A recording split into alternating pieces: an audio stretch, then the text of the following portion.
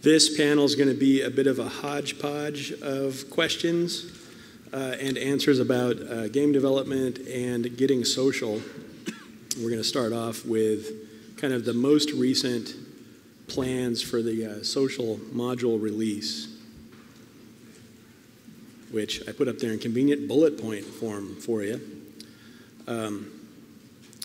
We are hoping to get this out March, April kind of time frame. This is a bunch of things that are taking already existing components of Star Citizen and Arena Commander and making them more social, hence the social module. The big component of that is multiplayer hangars. Right now, kind of, the way the game works is that the hangar that you play is local to your computer. And so we are making it so that it'll actually be talking to a server for matchmaking purposes and have a little bit of more persistence, which is, I know, jargony, so I'm going to let these guys explain a bit more about what I'm talking about. Yeah, so basically, when we release the social module, as Jason said, sometime in March, the key features that you'll wind up seeing in there will be the chat system, the ability to basically maintain a list of friends. You will wind up having the elevator that I mentioned earlier that you can take from your hangar and actually transition for the first time up to an actual city. But before I get into that, just going back to your hangar, you will see the sim pod again, as mentioned earlier, that will be your new access point to Arena Commander and the upcoming first-person shooter module. You will be able you will be able to, once you go up into the city, to traverse to each of the shops will actually be in the game. All of the ones that we mentioned earlier, with the exception of the clothing store, will not be there. You'll be able to navigate through the interface, inspect a lot of the item inventory. You will see some very early NPC activity. We're probably at about the 40–50% level in regards to the underlying technology. There's still a lot of significant work to do, but we're starting to get the first flickering bits of capability into the hands of the designers. There's still a tremendous amount of motion capture work, obviously, to do. We're going to wind up having multiple sessions throughout the year, and so what you'll see with the release of this social module is going to be NPCs wandering around doing some test animations. This is consider it a very, very early version of what you're going to see in the game. There won't be any of the evolution of characteristics that I mentioned earlier. The economic simulator won't yet be plugged into the main game. Back to your hangar, the big feature, the big namesake feature of this whole social module is the ability to invite those friends to your hangar. And what effectively winds up happening is, up until this point, when you ran the game, you were running just on your local client machine. And then when you joined an Arena Commander game, for example, you'd actually be transitioned over to to one of our servers, and you would compete, play with other players. What's going to happen for the social module is a pretty significant step along the technological road towards getting you into the real persistent universe. That will be another milestone, sometime probably around the middle of this year, to where we'll try to expand, the scope of what we're doing a little bit farther. But getting back to the ability to invite, other players into your hangar, when you extend a player an invitation, when you join the game, you will still be client-side. When you invite another player to your hangar, you will still be client-side. However, something kind of magical happens when they actually accept the invitation, and basically from within an elevator, you will both be shunted over to a version of your hangar that will be instantiated on one of our servers. And in that regard, it becomes very, very similar to what we're going to wind up doing in the near future in regards to all of the points of interest that you're going to be visiting in space. In this case, that map just happens to be a clone of your hangar. And then there is There's some possibility at this point that you may be able to transition up into ArcCorp, although we're uncertain as to the level, and so if we do it, it will probably just be for demonstration purposes as opposed to what we would release immediately thereafter. That will probably be another milestone. What Tony's saying is that originally he was just going to have multiplayer in the hangar, and I said, well, I would like to try to have it on ArcCorp when you're wandering around as well. And so he's going to try for it, but he's not promising it in the very first release. I made the mistake of pointing out to Chris that given the way that we were organizing and building the technology and what would actually be available, in that early March timeframe, that what you would expect to see after you invited another player to your hangar, if you both got into your elevator and if you then selected ArcCorp, would be, well, your friend would effectively teleport back to his hangar. At which point, Chris, essentially said, well, wait, if you can share the hangar, why can't you share ArcCorp? And that is totally... Exactly. It's about the contact system and how it relates to in-game chat for contacting your friends or people you've played with previously. The contact system that we're doing is a fairly simple list. What are our plans going forward to make it kind of a more robust friend system? For the short term, what the friend system is doing is basically it's adopting your contact list from the website, and that's not a bilateral type of thing. In other words, you can basically form a contact on the website regardless of whether that person actually accepts you. And so it's not, it's not a true friend system to where I extend you an invitation, you wind up accepting it, and now we're both linked to each other. That's one of those ones to where it's possible, it's another one to where there's a lot of focus being put onto that issue right now. My guess on that one is probably you're going to have that more robust, that true friend system, as opposed to the initial iteration of this is probably going to be more along that mid-year milestone, one after the social module. John, we've got a platform that already has a pretty robust kind of friend system. We're going to be connecting to that at some point. You want to talk a little bit about that? Sure. So in December, when we launched the lobby system and we launched the contact system on the website, we started by populating the lobby system with your website contacts. On the web, there's not a great interface to be able to respond to a friend request in the affirmative without either sending an email or doing something like that. So we have kind of a Twitter-esque style where you follow somebody, and that makes them a contact. And so as we have more robust interactions in the game where it makes sense that you initiate a friend request and then they have they're connected to their client and they get a pop-up and they can accept it, or they have a mailbox or something like that. So as this moves more into the game, we can follow some of that on the web. Maybe we'll have a mailbox on the website as well, or some other things, but we're sort of starting with the simplest iteration that gets us the functionality. It gave us the functionality we wanted in the lobby system in December, and then we'll just continue to iterate on that as we move forward. With the contact system that we're going to have a little bit of presence info, I expect, at some point, where if John and I have played before and I've made John a contact via whatever method, and I see him pop online, what could I expect to see? Like, is he online or is he not online? Would I see what system he's in? Things like that. Eventually you'd be able to see what system, et cetera. It's like we are actually aiming to try and get that into the social module so that when one of your contacts goes online, then you would actually be notified. In regards to what system, since obviously you can't actually leave, since you can't leave, right? Since you can't yet leave the planet, you can pretty much rest assured that your friend is on Stanton. Yeah. I've got a question, though, that I'm sure somebody else is going to want to ask, so I'm just going to head it off at the pass, which is, if John popped online and he's on Terra, which is light years away from ArcCorp, and I'm on ArcCorp, am I going to see that he's on Terra, or do I have to use some kind of out-of-game method of knowing where he's at so we can hook up?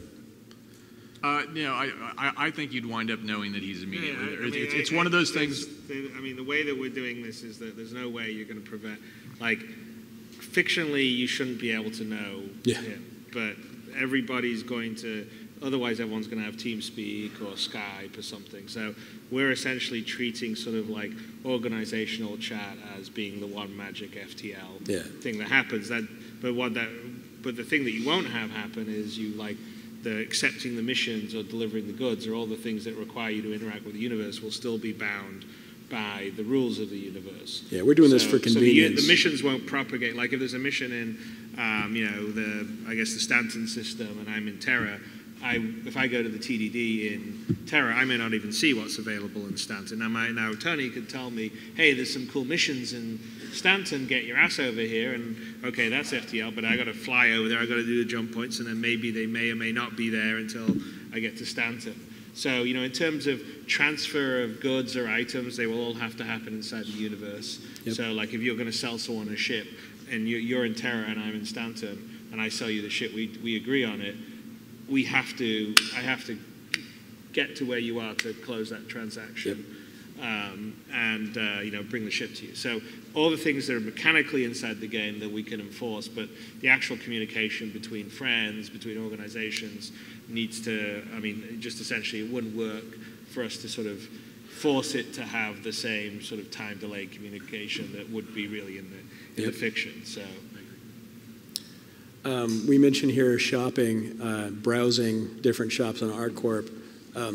It kind of goes to figure that if we don't have persistence on the planet side, that means we probably also don't have persistence for something like player inventory storage yet, because we don't.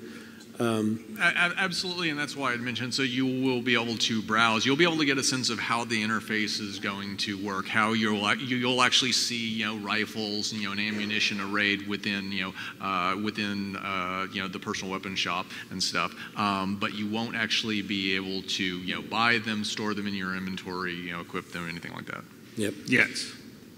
Yeah. Oh, yeah. Never. You'll never be able to do that. It's just for show. I think it'd be important to point out that that's like sort of the next milestone. So we're kind of planning to have sort of 3 major persistent universe milestones this year. First one's the one we're talking about, where it's the social sort of module where basically you're there in your hangar, you can have some friends visit you. You and some friends may or may not be able to wander around ArtCorp. You can at least go out to ArtCorp, walk around, get a sense of a planet-side location, get a sense of kind of what the shops would feel like, and what the environment ultimately is going to feel like. And then the next stage of the persistent universe, one of the parts of it would be, more of the persistence, being able to buy and sell, and exit the planet, and leave the planet. Exit the planet, ideally, do quantum travel, possibly. Obviously we're not going to have, finished effects and stuff for the wormhole travel, but there's very little, once we've got those, pieces of the puzzle in place, nothing prevents us, other than the lack of art in terms of, the final quality art, from allowing you to transition to other systems. I think our goal, right, is that we're going to have the social module now, sort of middle of the year-ish, is going to be the next stage, which lets you buy and sell, and you can leave and perhaps fly to another planet and land on another planet. And then what we'll do at the end of the year is sort of like a mini version of the persistent universe with, not all the functionality we're going to have in the persistent universe, and certainly not all the content, but I think we're talking about potentially, 5 systems? Yeah, well, we've been aiming for 5, but we were really talking about more in the way of unique art sets and stuff. And so once we actually are talking about, reutilizing, taking advantage of some of this, modular, functionality, we've recently, started to expand our horizon, and so it's possible we could be in the, call it the high, mid to high single digits. Yeah, one of the reasons why we're up here and using slides and bullet points and words is that many of these things are systems that we're still building. So these are tools that we're building to store and manipulate the data that we need to make a system and to make an inventory. And so you're seeing some stuff that is very early, as we mentioned earlier in the day. And another reason, just in regards to the being, call it somewhat conservative in regards to how many planets, you're aiming to do, is we're actually aiming to do one of, probably one, if not the most visually ambitious, which is Terra Prime, which is just, mind-blowingly gorgeous, but it's also a tremendous amount of work. That was one to where Chris took a look at it, relatively recently, and basically it got bigger. Shocker. I know. Do you see a pattern here? Yeah, there's a problem with that. It's actually it's an interesting one because Skelton and myself and the team at Behavior and some of the other guys that are involved with that stuff, we were basically doing Terra Prime, but we were trying to keep the sum total effort. I mean, all of these art sets, all of these first stage cities, basically, like right now, Terra Prime uses what we're calling like this super modernism architecture. Building the first of those takes quite a bit of time. Utilizing all of these pieces and then adding what Skelton referred to earlier as the the hero arts pieces to basically customize an area, that's considerably quicker. And so what wound up happening in terms of Terra Prime is we were aiming to keep it within the same ballpark in terms of overall implementation, difficulty, effort, etc., as some of these other planets, like ArcCorp at Stanton or Nix. And basically, Chris just pointed out how this was one of the largest, if not the largest, trading centers, areas, within the known galaxy, and therefore it made no sense for it to adhere to those same limitations. And so what we're really doing now is basically investing. Well, I mean, to clarify, it was always the city size was always yes. huge, and it's massive. I mean, it is like massive. It's like seeing a huge metropolis, and it's like really awesome and very coolly detailed. And at some point in the future, I think we'll probably share some of that. The issue is more about what you did on the planet side. So to try and scope some stuff down, Tony and Mark were trying to confine the action to basically Terra Tower, and for me, I sort of felt like I wanted to have more of a texture at the beginning, so we definitely want like the feeling of the world's busiest spaceport there, and then you probably want to have another area which is sort of the rundown it's called the blocks, which is sort of the rundown sort of sort of more dangerous area of Terra. And so then you would sort of land, and then you could go to Terra Tower, which is sort of like your sightseeing, the beautiful edifice with all the high-end shops, and then you could be around the spaceport where you would sort of do sort of more ship-related things that would also be appropriate for there, because before it was trying to like put some ship-related stuff inside Terra Tower. It just sort of felt weird. We were basically trying to squeeze it, squeeze what is now by pretty much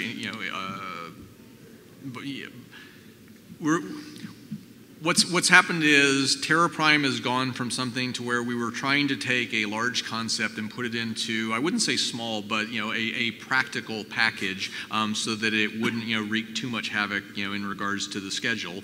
And basically, it's now become more epic. And this is not something that's going to be done, as Chris pointed out before, this is not something that's going to be done on every planet. It's just that Terra Prime really is a special case. And as a special case, it makes sense to put in the amount of effort that it takes to do it right according to all of the original concept and game background. So Star Citizen has been in kind of development for a little over, 2 years now? How many people are working on it worldwide at this point? Do we know that head count? There's a quiz. I have the most recent numbers. I mean, I think it was somewhere between 300 and 320. Yeah, it's a big group. How many do we have? About 180 in-house. Yeah. And then how many do we have in Austin, John, alone? About 60. About 60 in Austin. Yeah, it's starting to get a pretty good-sized group. And we need more. As a game developer and as a gamer, I'm very excited about this project because of those things you just mentioned. I worked on another project before this one that was one of those projects that we worked on it for a good solid 3.5, 4 years before we showed anything at all. And we're at a point now where we, like I said, we're a couple years in development where we're very alpha and showing people things that we just finished this week, which is really exciting and definitely is inspirational. I gotta also admit that I'm not a day one backer. It wasn't until you started talking about that concept of getting off your ship and walking around and blowing stuff up and getting back on your ship, that is what geeked me enough to give you some money and then eventually join your team, right? Right. Well, just but to simulate the thanks. entire world. Yeah. First of all. Yeah. But thanks to you guys from day one, you're paying my paycheck. I appreciate it.